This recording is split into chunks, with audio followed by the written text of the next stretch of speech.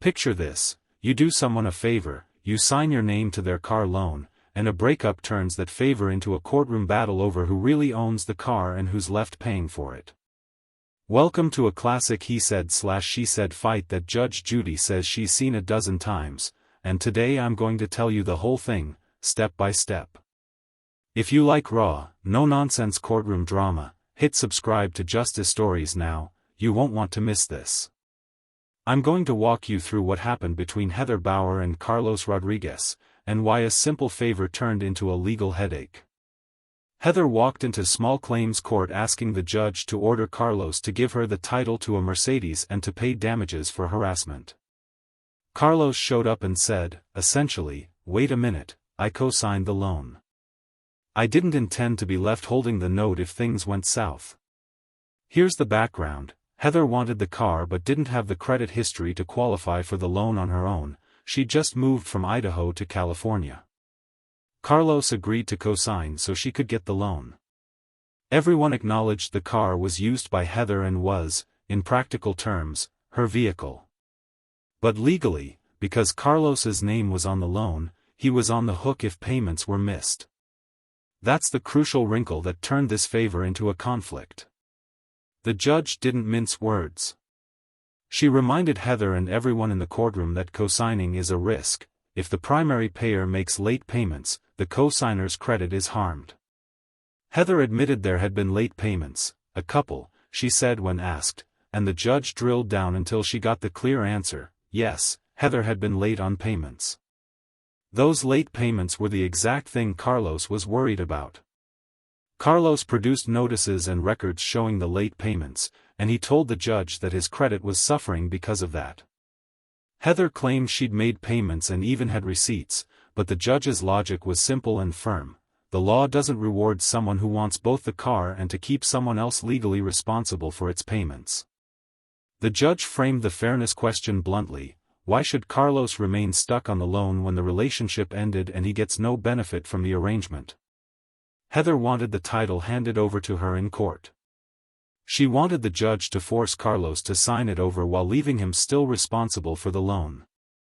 The judge said no, that arrangement would be absurd and unfair. Heather would have the car, and Carlos would be stuck with a depreciated vehicle and a loan he never wanted once the relationship ended.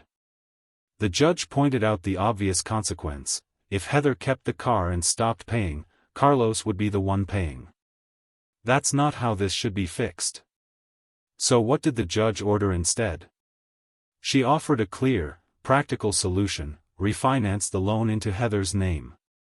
If Heather could qualify for refinancing, which she admitted required a period of consistent payments to build credit, then Carlos would sign whatever documents were necessary so his name could be removed from the title and the lien. The judge gave Heather a deadline: 30 days to start the refinancing process and to show proof that a new loan had been approved in her name. If she did that, the court would direct the Department of Motor Vehicles to remove Carlos's name from the lien or title. That's the compromise: the car goes to the person who pays for it, but the cosigner is protected from remaining legally obligated without any benefit. Heather argued she'd made good payments and even produced rental car receipts to support her side of the story, claiming Carlos had reported the vehicle stolen at one point. But the judge cut through the side arguments.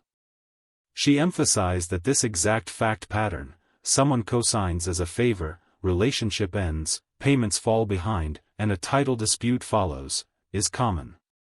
Her response was practical and unsentimental: if Heather wants the title in her name, she needs to secure the financing herself. If she can't, the current arrangement stays in place and Carlos remains off the hook only if she refinances. In short, the judge refused to give Heather the title while leaving Carlos responsible for the loan. Instead, she gave Heather a fair chance to refinance and said she would order Carlos to cooperate, sign the needed documents, help clear the lien, once Heather could prove she qualified. The judge wrapped up the hearing with a final, unmistakable point: Heather made the choice to get the car with someone else's credit. If she wants sole ownership now, she needs to do the legwork to make that financial change. The court didn't reward a change of heart with a free pass for the cosigner. That was the case in a nutshell: a cautionary tale about cosigning, credit, and how favors can become liabilities when relationships change. If you're thinking of co-signing for someone, remember this: you're not just helping them get a car, you're taking on a legal responsibility that can follow you even after the relationship ends. If you enjoyed this breakdown and want more real courtroom stories told straight and sharp, subscribe to Justice Stories, hit the like button, ring the bell, and stay tuned. I'll be back with more cases where the law meets real life, and people pay the price for promises they made in better times.